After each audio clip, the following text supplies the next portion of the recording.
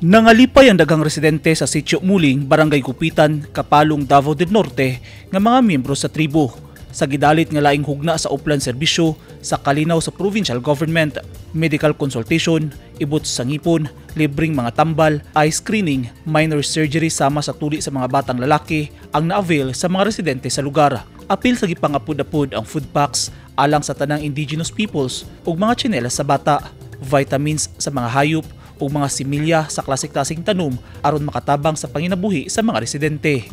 Midalit sab sa ilang serbisyo ang local civil registrar alang sa registration, correction sa mga birth certificate ug Department of Labor and Employment kuyog ang TESDA sa pagpahigayon ug livelihood training. Nagpasalamat ang mga residente sa provincial ug lokal ng gobyerno sa kanunayng paghatag og mga serbisyo ug programa nga dakong tabang kanila.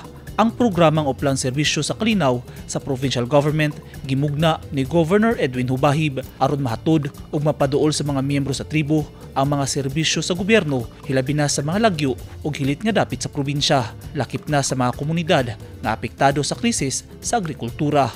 Eugene Hinutan, Newsline Philippines, Davao Region. Stay safe.